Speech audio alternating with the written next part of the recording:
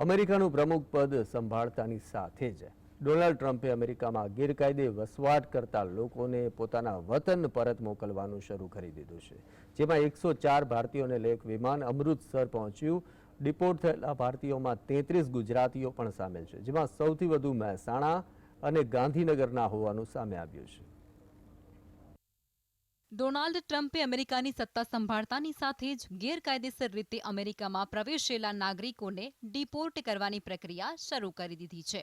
ત્યારે અમેરિકન એરફોર્સનું વિમાન ત્યાં ગેરકાયદેસર વસવાટ કરતા ભારતીયોને લઈ પંજાબના અમૃતસર ખાતે પહોંચ્યું હતું, જેમાં 104 ભારતીયો સવાર હતા।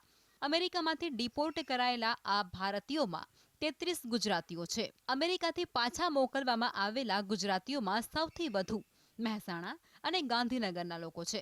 જે લોકોને પરત મોકલવામાં આવ્યા છે તેઓ બોર્ડર ક્રોસ કરતા સમયે પકડાઈ ગયા હતા, જે પછી તેમને રેફ્યુજી કેમ્પમાં રાખવામાં આવ્યા હતા।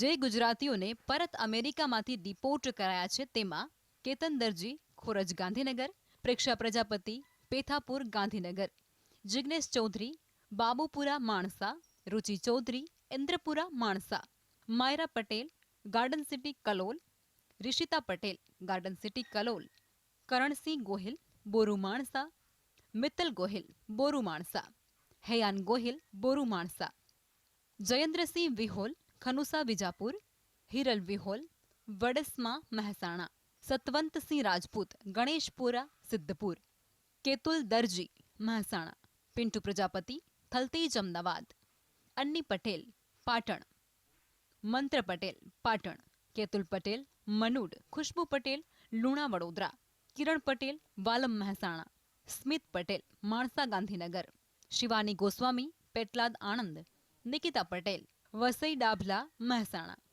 એશા પટેલ અંકલેશ્વર ભરૂચ, જયેશ રામી વિરમગામ અમદાવાદ, બીના રામી જૂના ડીસા બનાસકાંઠા, ધ્રુવી ગિરી ગોસ્વામી માણસા, હેમલ ગોસ્વામી ગોઝારિયા મહેસાણા, એન્જલ ઝાલા માણસા, અરુણાબેન ઝાલા મઉ મહેસાણા, માહી ઝાલા માણસા, જિગ્નેશ ઝાલા જમલા ગાંધીનગર અને હાર્દિક ગિરી ગોસ્વામી વસઈ ડાભલાનો સમાવેશ થાય છે। અમેરિકાથી ડિપોર્ટ કરાયેલા ભારતીયોમાં કેતુલ પટેલ નામના વ્યક્તિ પણ સામેલ છે। તેઓ મૂળ પાટણ નજીકના મણુંદ ગામના રહેવાસી છે। જો કે અહીંયા તેમના માતા પિતા જ રહે છે। કેતુલ પટેલ તેમના 2 સંતાનો અને પત્ની સાથે અમેરિકા ગયા હતા, જ્યાંથી હવે આખો પરિવાર ડિપોર્ટ થયો છે। અમે તો પછી અમારે શીખવવા પડે, અમારા છોકરા અમારે શીખવાડવા પડે, કોઈ કશું બોલાય નો એ બપોર રવા ગયા છે અને આવું થાય તો પછી એ શું કરે, આપણે એમ કેમ ઘેર આવ્યા બસ। માની લો તમે આ ઘટના ઘટી, આવી સ્થિતિ ઊભી થઈ છે, તમે બીજા કોઈને એવો કોઈ મેસેજ આપવા માંગો છો કે આ આવી રીતના ના જવું જોઈએ? અમે તો અમને કીધું જવા નહીં સુરત આપણે ખેતી કરો, એટલે કે ના કે અમને કે ખેતીમાં અમને ન ફાવે। ખરાબ પરિસ્થિતિ એના કારણે જે બહાર લડવા માટે જ જવાના હતા જો જે એજન્ટ મારફત ગયા, કોઈના મારફત ગયા, તમારી માહિતી અમને નથી? કશી કોઈ માહિતી નહીં ભાઈ। બરાબર।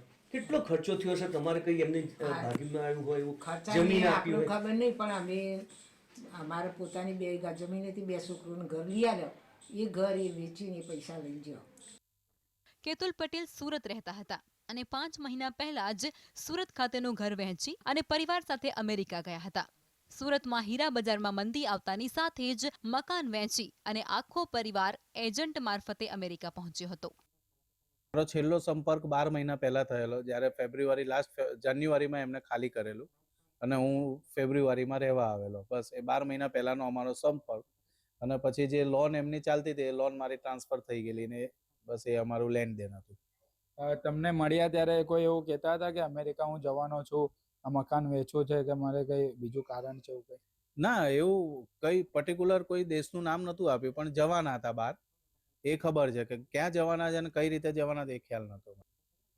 આવી જ રીતે વડોદરાના પાદરા તાલુકાની લુણા ગામની ખુશ્બુનો પણ સમાવેશ થાય છે। તેમના પરિજનોએ જણાવ્યું હતું કે 25 દિવસ પહેલા જ ખુશ્બુ અમેરિકા ગઈ છે અને જ્યાં તે રિલીફ કેમ્પમાં રહેતી હતી। તે 25 દિવસ પહેલા અમેરિકા ગઈ હતી અને ત્યાંની સરકારે એને ડિપોર્ટ કરી છે।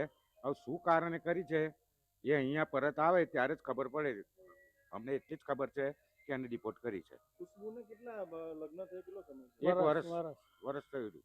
શું માનો છો જે રીતે અમેરિકાએ આ રીતની જે પદ્ધતિ અપનાવી છે, ભારત સરકારે પણ આ જે બહારથી જે પરપ્રાંતિયો રહે છે તેઓને પોતાના દેશ મોકલવા જોઈએ? હા, મોકલવા જ જોઈએ ને. અહીંયા તો કેટલા વર્ષોથી આખા એમના તો સિટી ઊભા થઈ ગયા છે.